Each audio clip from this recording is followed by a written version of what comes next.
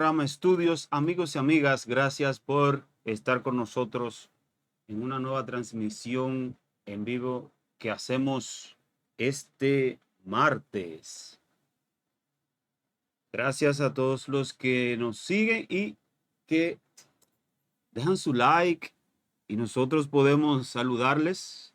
A todos los que ven que no dejan su like, le invitamos a que se dejen ver para que nosotros podamos saludarles también. Señores, en medio de un país alarmantemente corrupto, la necesidad de una reforma política y social es inminente.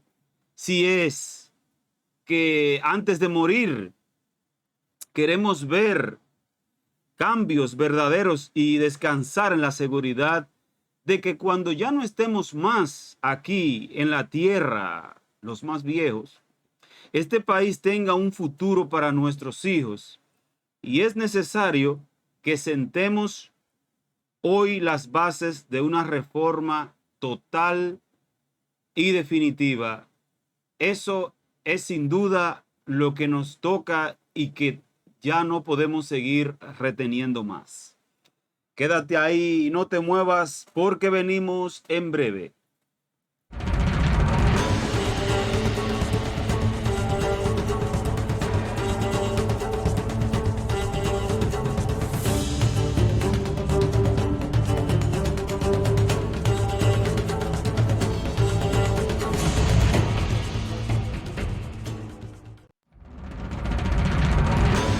La víspera de la reforma no solo transcurrieron sobre un deterioro considerable de las estructuras eclesiásticas, sino sobre un panorama de profunda crisis espiritual.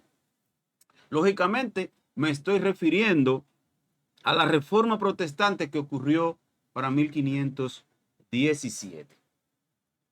Quiero hacer un paralelismo, si me lo permiten, un contraste entre ese conocimiento, entre ese acontecimiento y lo que nos ocurre hoy día como nación, y podamos aprender unas cuantas cosas de ese periodo de la historia que pudiéramos esta noche compartir con ustedes y aprender de él. La tremenda crisis institucional del papado constituían un síntoma no menos profundo de crisis espiritual. A decir verdad, la necesidad de una reforma era palpable desde hacía al menos 300 años. Toda esta crisis empezó cuando el papado se dirigió de manera preeminente hacia las cuestiones temporales, preocuparse más por los asuntos de esta tierra como tener terrenos, propiedades y demás. A eso se volcó el papado de aquella época y para remate estuvo infectada por la corrupción y el nepotismo, o dicho de otro modo, otorgaba cargos de trabajo a sus familiares o amigos solo por el hecho de serlos, sin tener en cuenta otros méritos que la persona pudiera tener para que ocupara dicho empleo. Y cualquier similitud con los gobiernos de la República Dominicana son puras coincidencias. A mediados de 1400 había dos papas simultáneamente, uno en Roma y otro en Aviñón, en Francia. Y después hubieron tres, como yo les estaba mencionando en el último programa que compartimos. Estos dividieron a la Iglesia católica en una lucha de poder sin precedente. Imagínense, dos papas gobernando la Iglesia. Aquella época de corrupción era tal que se le debía pagar a la Iglesia incluso para poder sepultar a los muertos en el campo santo cercano a ella. No se podía enterrar un muerto en el campo de la iglesia si no se pagaba. Las indulgencias, que era la compra del perdón divino a cambio de dinero o de propiedades, sobresaltaban por todas partes. La iglesia también tenía en posesión reliquias, como ellos le llamaban, como por ejemplo los 3 clavos utilizados en la crucifixión, que en realidad no eran esos, porque mostraban uno en Roma, otro en Milán, otro en Colonia, otro en Francia y otro en León. ¿Cuánto ustedes contaron? La iglesia incluso aseguraba tener el prepucio de nuestro Señor Jesucristo. Este lo tenían en Roma y en Burgos. Tenían la cabeza de San Juan el Bautista. Recuerden que le mocharon la cabeza o le cortaron la cabeza a Juan. Pero decían en esa época que la cabeza de San Juan estaba en Roma, pero también estaba en Francia. Tenían los huesos de más de 24 apóstoles, cuando solamente los apóstoles fueron 12. Tenían los dientes que mudaba nuestro Señor, la leche de la Virgen María, cabello de María Magdalena, muelas de San Cristóbal, tierra donde apareció el ángel a los pastores, plumas de las alas del ángel del Espíritu Santo y del arcángel Miguel y del arcángel Gabriel, y hasta una costilla de San Salvador, si hubo otro Salvador, y dejó aquí una costilla. Todas estas reliquias le daban ganancias millonarias a la Iglesia Católica, aprovechando la ignorancia del pueblo. Tal era la corrupción, señores. Haciendo un paralelismo, un contraste entre la corrupción de la Iglesia antes de la Reforma y la corrupción rampante que exhibe nuestro país, apareció un monje llamado Martín Lutero que definió el cambio definitivo para la Iglesia de aquella época. Recuperando la fe y la obediencia, el estudio de la palabra de Dios sin intermediario, donde cualquiera podía leer y entender lo que Dios manda a todos los hombres. Asimismo, se necesita de una colectividad dispuesta a luchar por las reformas de una nación que necesitan desesperadamente un cambio que traiga mejores condiciones de vida, de salud y de educación.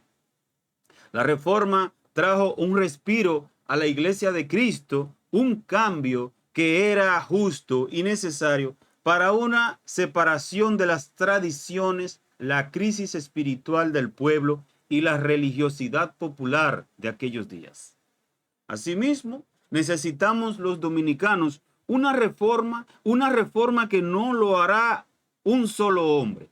Esta reforma, señores, a la que yo estoy apelando, no la hará un solo hombre, sino una colectividad consciente de lo que quiere. Un gran número del pueblo dominicano que quiere un cambio y que quiere que las cosas sean diferentes. Una colectividad incorruptible que no se venda. Una colectividad dispuesta a darlo todo y a lograr lo que se ha propuesto. Una colectividad que no se canse ni se divida.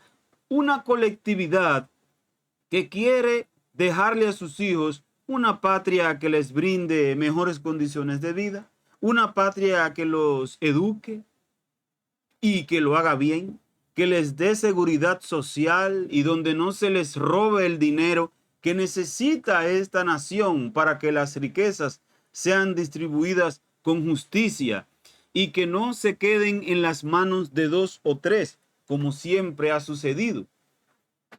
Señores, esto que le estoy diciendo no es una utopía, no es un sueño inalcanzable, no es ciencia ficción, no es una novela de Corín Tellado.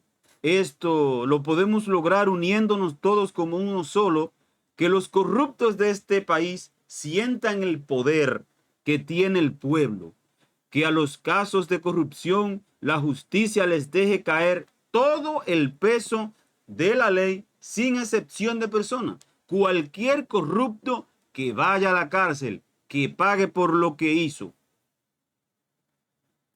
Pero yo quiero hablarles de un camino que es muchísimo mejor. Nosotros hemos estado mencionando todas las corrupciones que las instituciones pueden desplegar cuando no se tiene temor de Dios. Yo les mencionaba hace un momento todas esas cosas que la Iglesia Católica tenía antes de la Reforma y que después de la Reforma vino una iglesia más apegada a las Escrituras y más temerosa de Dios y que no puede tener como directores o como los que están en eminencia a personas corruptas y perversas y no arrepentidas. Hay un camino mejor, como les acabo de mencionar. No puedo hablarles de reformas ni de cambios profundos y permanentes si no hay un cambio de adentro hacia afuera, como lo necesitamos todos los dominicanos y todos los hombres de este mundo. Es un cambio de adentro hacia afuera. Cambio que solo puede hacer uno solo. Yo no lo puedo hacer. Nadie lo puede hacer sino el Señor Jesucristo. Fue con su respaldo que Lutero consiguió terminar con la crisis, la corrupción y la maldad que oscurecían sus días. Martín Lutero sabía que si no había un arrepentimiento sincero de los líderes y el pueblo, las cosas empeorarían.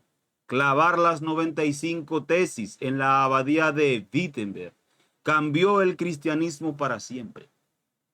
Porque un hombre temeroso de Dios entendió que había que cambiar el rumbo y ese rumbo conducía solo y exclusivamente a Jesús. No hay camino mejor y es muy seguro que habrán quienes me consideren un retrógrada, letrado, pero prefiero ser considerado como un corto, como un estrecho de mente, venido del medioevo, que perder mi fe y mi única esperanza, que es Jesucristo. Me trajo la atención que esta mañana vi en una imagen una moneda de 1888, si mal no recuerdo la fecha, creo que era de 1888, y era de aquí, de la República Dominicana. Y noté que tenía el escudo viejo que se tenía, porque el escudo nacional ha pasado por muchos diseños, muchos diseños. Y esa moneda me trajo la atención porque seguía con la Biblia abierta y la cruz encima. El escudo era muy diferente, pero seguía en el centro la Biblia y la cruz, dando a entender que desde siempre, desde que este país comenzó, nosotros hemos tenido una Biblia abierta en el centro y una cruz que caracteriza ese escudo nacional. Nuestro padre Juan Pablo Duarte era un hombre temeroso de Dios y él luchó por tener un país que lo fuera también. Lamentablemente fue acusado de traidor y enviado a otro país y murió más tarde en Venezuela, 1876, de tuberculosis, en una pobreza extrema, pero él tuvo un temor de Dios que quiso transmitir a esta nación. Yo, por mi parte, hoy que me toca tener este programa, que todavía puedo hablar, les invito para que ustedes puedan considerar estas cosas y recordar que la vida es breve y que termina. Y que, como yo les leía en otras ocasiones, ese versículo de Eclesiastés, capítulo 12, versículo 7, que dice que el espíritu volverá a Dios que lo dio y que la carne volverá al polvo de donde vino y el espíritu volverá a Dios que lo dio, que es ya el final de la vida. Recuerden eso y puedan considerar tomar la palabra de Dios más en serio. Les invito a eso, amigos y amigas que están viendo este programa ahora. Y yo, agradecido de ustedes siempre, quiero enviar saludos a todas las personas que de alguna manera u otra nos están apoyando. Por eso, cuando estamos en transmisión, a mí sería de mucha ayuda para mí ver a los que están ahí. Un saludo a Luis, al ruso, Stalin, el ruso, un saludito a ruso. También a Josué Javier, que estaba ahí mirando el programa. Un saludo a los que más tarde verán este video y podrán compartir con él, podrán aprender de él y que puedan compartirlo con otros también. Suscribirse al canal si todavía no lo han hecho, seguirnos en nuestras redes sociales y hacer que nuestra comunidad sea más grande cada vez y cada vez. Gracias por estar con nosotros esta noche y nos vemos en la próxima.